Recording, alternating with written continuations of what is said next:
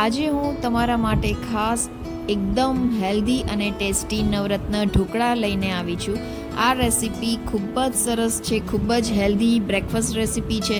સાથે દાળમાંથી બનાવેલો આ નાસ્તો એકદમ તમને એનર્જી અને સ્વાદ બેવડો આપી દેશે. તો આ વિડીયો એન્ડ સુધી જોજો, સ્કીપ ન કરતા, તમને ખૂબ જ મજા આવશે. મેં આ ઢોકળામાં શું યુઝ કર્યું છે, નવરત્ન ઢોકળા નામ છે, તો વિડીયો એન્ડ સુધી જોજો. તો ચલો હવે આપણે સ્ટાર્ટ કરીએ છીએ. Healthy dhokla, healthy breakfast recipe છે, આ બેસ્ટ રેસીપી છે.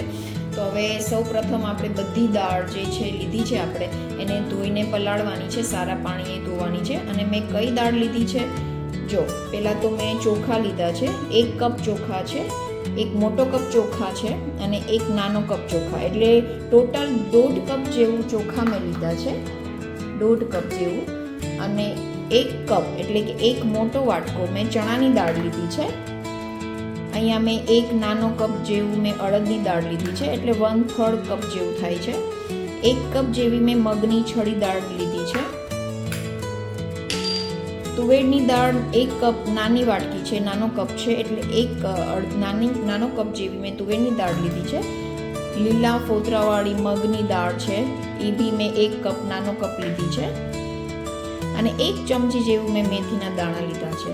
હવે આપણે આ દાળ ચોખાને પલાળવાના છે, અને ઓવરનાઇટ મેં પલાળ્યા છે આ દાળ ચોખાને. અને હવે આપણે સારા પાણીએ ધોઈને પલાળવાના છે. હવે આપણે એક મોટા વાસણમાં, એક મોટા બોલમાં આપણે બધા દાળ ચોખા ભેગું પલાળી દેશું આપણે.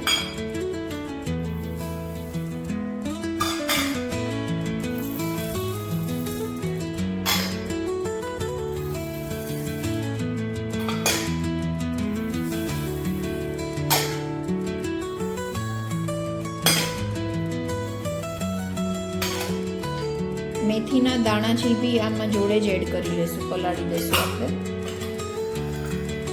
હવે આ જે દાળ ચોખા છે આપણે સરસ ચોખ્ખા પાણીમાં ધોવાના છે અને ઓવરનાઇટ પલાળવાના છે.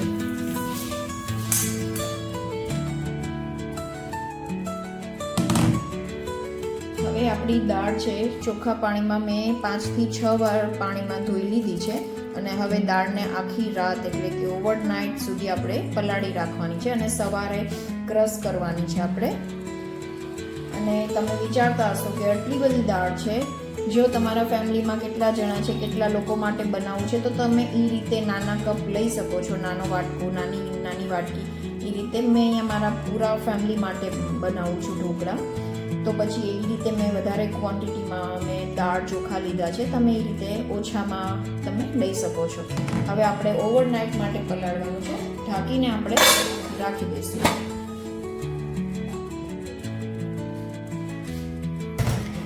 આ ઓવરનાઇટ થઈ ગયું છે. હવે આ સવાર છે, અત્યારે સવારનો ટાઈમ છે.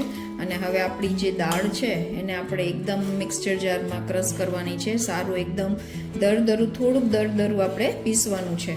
તો હવે આપણે મિક્સર જારમાં થોડું કરીને આપણે પીસી લેશું.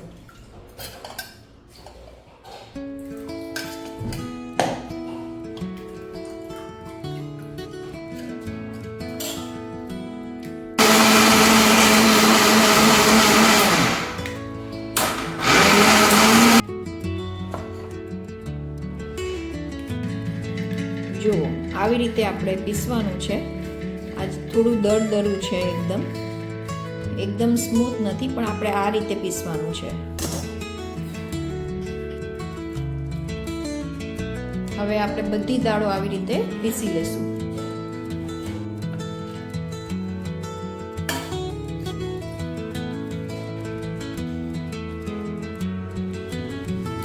જો આપણી બધી દાળ પીસાઈ ગઈ છે. આપણે અત્યારે આવું રાખવાનું છે, પીસાઈ જાય એટલે આપણે આ રીતે રાખવાનું છે. પણ જ્યારે આપણે ઢોકળા બનાવીએ ત્યારે થોડું પાણીનું જરૂર પડે, ત્યારે થોડું પાણી આપણે એડ કરશું. અત્યારે આપણે આથો નથી લાવવાનો, ઇન્સ્ટન્ટ ઢોકળા કરવા છે. રાતના પલાળ્યું અને સવારે નાસ્તા માટે આ ઢોકળા હું બનાવું છું, એટલે આપણે આથો નથી લાવવો. 4 કલાક કે 6 કલાક માટે રાખી દઈએ, આથો લાવીએ એવું નથી કરવાનું. એટલે હવે હું એને થોડી વાર માટે ઢાંકી દઈશ અને સાઈડમાં રાખી દઈશ, કારણ કે આમાં જે આપણે મસાલા બધા એડ કરવાના છે એની આપણે તૈયારી કરી લઈએ. ચલો હવે આપણે બધા મસાલા અંદર એડ કરી દઈશું. આ જે પાલક છે મેં 1 કપ પાલક લીધી છે, ધોઈને મેં ઝીણી આવી રીતે કાપી લીધી છે. આપણે પાલક એડ કરી દઈશું.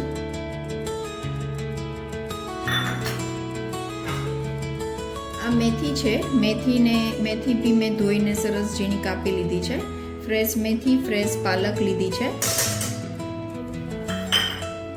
આ લીલી ડુંગળી છે, લીલી ડુંગળીના જે પાન છે એ મેં લીધા છે. એને બી ધોઈને ઝીણા મેં આવી રીતે કાપી લીધા છે, કટ કરી લીધા છે.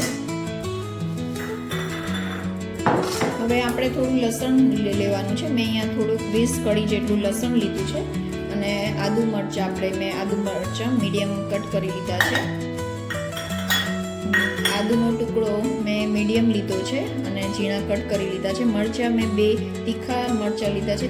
બહુ તીખા નથી, થોડા છે અને તીખા મરચાં ઢોકળામાં સરસ લાગે એટલા માટે થોડા. તમે તીખા મરચાં ન લેવા હોય તો સ્કીપ કરી શકો છો, મોળા મરચાં એડ કરી શકો છો. અને આજે ઢોકળામાં આપણે પાલક, મેથી, લીલી ડુંગળી ખૂબ જ સરસ ટેસ્ટી લાગે છે. શિયાળામાં ફ્રેશ આપણે ભાજીઓ બધી મળે છે એટલે ઢોકળામાં સરસ લાગે છે. અને નવરત્ન ઢોકળા આ રીતે એકવાર તમે ઘરે જરૂર બનાવજો, બહુ સરસ બને છે. હવે આપણે આની એકદમ સ્મૂથ પેસ્ટ બનાવી લઈશું.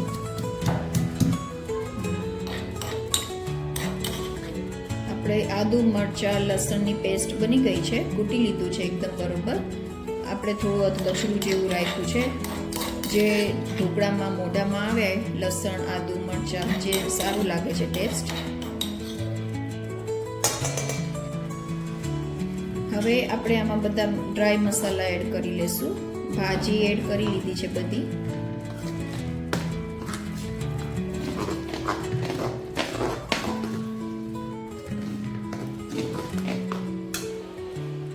આમાં હું 1.5 ચમચી જેવું મીઠું એડ કરીશ. સ્વાદ પ્રમાણે તમે મીઠું એડ કરી શકો છો. 1 ચમચીથી 1.5 ચમચી જેવું આપણે જીરું એડ કરી લેશું.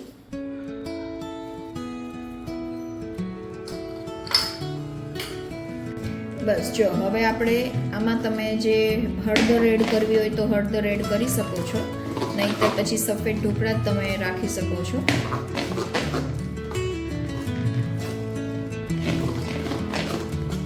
આપણું સરસ એકદમ બેટર રેડી થઈ ગયું છે. હવે તમે જોઈ શકો છો થોડું આપણું બેટર છે, આપણું ખીરું છે એ થોડું જાડું છે, તો આપણે પાણી નાખીને થોડું પાતળું કરવાનું છે. વધારે પાતળું નથી કરવાનું, થોડું પાણી એડ કરશું અને આપણે મીડિયમ આપણે બેટર બનાવશું, તૈયાર કરશું.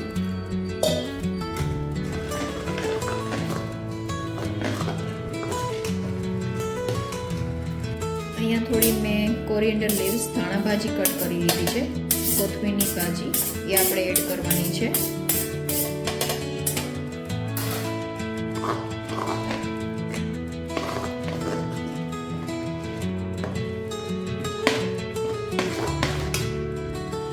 હવે ઘણીવાર બધા કેવું કરે છે કે બધા જ બેટરમાં ઈનો કે સોડા કાંઈ બી ખાવાનો મીઠો સોડા હોય એ એડ કરી દે છે, એટલે આપણા ઢોકળા સારા નથી બનતા. હવે આપણે 2 પ્લેટ જેવા ઢોકળા મૂકવાના છે ગેસ ઉપર, તો આપણે એક બાઉલમાં 2 પ્લેટ જેવું ખીરું લઈ લેશું આપણે, અને પછી આપણે ઈનો એડ કરવાનો છે. એક સાથે બધા બેટરમાં આપણે ઈનો એડ નથી કરવાનો. આપણે 2 પ્લેટ જેવું આપણે મૂકવાના છે ઢોકળા, તો આપણે એ રીતે ખીરું અલગ લઈ લેશું એક બાઉલમાં, અને પછી આપણે ઈનો એડ કરવાનો છે. 1 ચમચી જેવું આપણે ઈનો એડ કરશું. જો હવે આપણે આટલું બેટર લઈ લીધું છે, 2 પ્લેટ જેવું બેટર છે, એટલે હવે આપણે ઈનો એડ કરી લેશું. આપણે ઈનો એડ કરીએ એ પહેલાં આપણે ઢોકળિયું છે ગેસ ઉપર મૂકી દીધું છે અને 3 ગ્લાસ જેવું મેં પાણી અંદર એડ કર્યું છે. આપણે હવે ઢોકળિયામાં 2 પ્લેટ રાખવાની છે, તો બંને પ્લેટમાં મેં તેલ ગ્રીસ કરી લીધું છે. પહેલાં આપણે તેલ ગ્રીસ કરીને રાખી દઈશું અને પછી આપણે ઈનો લેવાનો છે. ઈનો એડ કરશું બેટરમાં. હવે આપણે 1 ચમચી ભરીને ઈનો લેવાનો છે. આપણે 1 ચમચી ભરીને ઈનો એડ કરશું. થોડું ઉપરથી પાણી એડ આવી રીતે કરી લેશું, ઈનો એક્ટિવેટ થઈ જશે આપણો. હવે સરખું એકદમ એક જ ડાયરેક્શનમાં આપણે ધીરે ધીરે મિક્સ કરવાનું છે.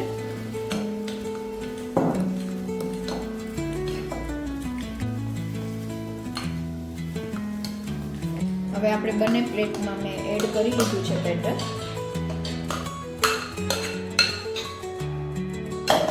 અને બંને પ્લેટ આપણે આવી રીતે ટેપ કરી દઈશું. અને હવે ઉપરથી આપણે લાલ મરચું પાવડર ઉપરથી સ્પ્રિંકલ કરશું, એડ કરશું બંનેમાં.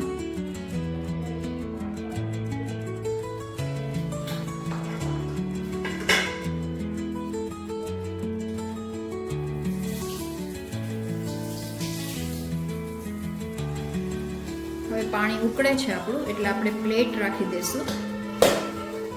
એકદમ ધીરે આરામથી આપણે રાખવાનું છે. બંને પ્લેટ આવી રીતે રાખી દઈશું અને ઉપરથી ઢાંકી દઈશું આપણે. આપણા ઢોકળા 10 થી 12 મિનિટ સુધીમાં તૈયાર થઈ જશે. ત્યાં સુધી આપણે સ્ટીમ થવા દેવાનું છે. હવે 10 મિનિટ જેવું થઈ ગયું છે. આપણે થોડું ચેક કરી લઈશું. આપણી નાઈફ એકદમ ક્લીન બહાર આવે છે, એટલે એકદમ પરફેક્ટ આપણા સ્પોન્જી ઢોકળા સરસ તૈયાર થઈ ગયા છે. એકદમ સ્પોન્જી લાગે છે. આવી રીતે આપણે કટ કરીએ છીએ એમાં જ ખ્યાલ આવી જાય છે કે આપણા ઢોકળા એકદમ સ્પોન્જી બન્યા છે. હવે આપણે ઢોકળાને પહેલાં એકદમ ગેસ બંધ કરી દઈશું અને ઢોકળાને એકદમ ઠંડા થોડા થવા દઈશું, પછી કટ કરવાના છે. ગરમ ગરમમાં તમે કટ કરશો તો આપણા ઢોકળા બગડી જશે, કટ સારા કટ નહીં થાય. એટલે પહેલાં આપણે થોડી વાર માટે એને સાઈડમાં રાખી દઈશું. હવે આપણે ઢોકળા કટ કરી લઈશું. કટ કરીએ છીએ જો ઠંડુ થઈ ગયું છે પછી કટ કરીએ છીએ એટલે સરસ કટ થાય છે. ગરમ ગરમ કટ કરીએ તો આપણા ઢોકળા સારા કટ ન થાય, એટલે ઠંડુ થાય પછી જ આપણે આપણા ઢોકળા કટ કરવાના છે. એકદમ સ્પોન્જી ને સોફ્ટ, એકદમ સરસ ઢોકળા આપણા બન્યા છે.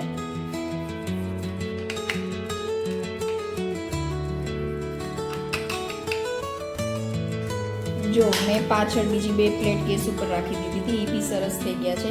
એના બી સરસ ઢોકળા આપણે મેં કટ કરી લીધા છે, એકદમ બરોબર છે.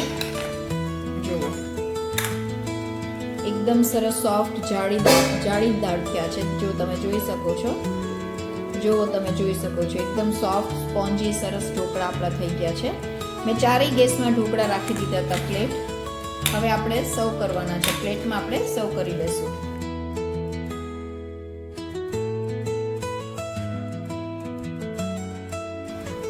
થોડી આપણે ધાણાભાજી ઉપર આપણે એડ કરી લઈશું. ઢોકળા જોડે લાલ લસણવાળી ચટણી અને લીલા મરચાંવાળી મેં મિક્સ ખાંડીને કૂટીને ચટણી બનાવી છે. બહુ સરસ લાગે છે. આ રેસીપી જો તમને જોતી હોય તો મને કમેન્ટ્સ કરજો, તો હું છે ને આ રેસીપી જલ્દી હું શેર કરીશ તમારી જોડે. અને આ ઢોકળા અને લાલ ચટણી સુપર્બ લાગે છે. અને તેલ જોડે, સિંગ તેલ જોડે બી ઢોકળા બહુ સરસ લાગે છે. તો તમે એન્જોય કરી શકો છો. જો આપણા ઢોકળા બહુ સરસ થયા છે. પાલક, મેથી, લીલી ડુંગળી, એમાં લસણવાળી ચટણી, બહુ મજા આવે છે. તમે બી એકવાર ઘરે જરૂર બનાવજો આ રીતે. જો તમને આ રેસીપી પસંદ આવી હોય તો લાઈક, શેર અને આશાશક્તિ રસોઈ ચેનલને સબસ્ક્રાઈબ કરવાનું ભૂલતા નહીં. ફરી આપણે મળીશું એક નવી હેલ્ધી રેસીપી સાથે. Thank you.